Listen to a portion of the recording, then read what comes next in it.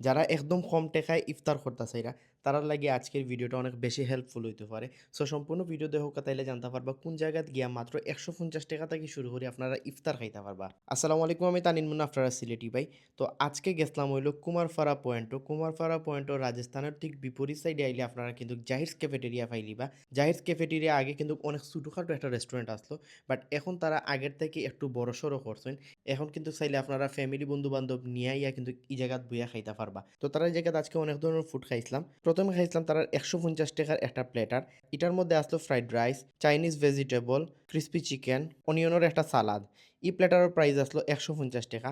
আগে কিন্তু তারা ফ্রাইড রাইস বাসা থেকে বানায় আনতা, বাট এখন কিন্তু তারা সরাসরি ফ্রাইড রাইসটা বানায়া বা অন্যান্য আইটেম যেগুলো আসলো সবগুলো কিন্তু সরাসরি বানায়া একদম গরম গরম দেন। সো তারার এই প্লেটারের ফুড যথেষ্ট ভালো লাগছে। আরেকটা আনছিলাম হলো ২০০ টাকার একটা প্লেটার। এটার মধ্যে আসলো fried rice, fried chicken, pasta আর চাইনিজ ভেজিটেবল অ্যান্ড লগে আসলো সস আর হলো মিন্ট লেমন। এই প্লেটারও ফ্রাইড রাইসের টেস্টও যথেষ্ট ভালো আসলো। তারা যে ফ্রাইড চিকেন যেটা আসলো এটা একটু বেশি ভাজা হয়ে গেছিলো, আর একটু কম ভাজা হইলে একদম পারফেক্ট মনে হইল না। বাট এটার টেস্ট যথেষ্ট ভালো লাগছে। অ্যান্ড তার পাস্তার টেস্টটাও যথেষ্ট ভালো আসলো অ্যান্ড মিন্ট লেমনের টেস্টও ভালো আসলো। তো তারা এই জায়গার এভারেজ যে ফুড কোয়ালিটি প্লেটারর আমার কাছে যথেষ্ট ভালো হয়েছে, আগের থেকে অনেক বেশি ইমপ্রুভ করছেন। আর একটা ছিলাম হলো তারা এই জায়গার রেগুলার চিকেন পাস্তা। এটার প্রাইস আসলো ১০০ টাকা। তারার এই পাস্তার টেস্টটা আমার কাছে মোটামুটি ভালো লাগছিল।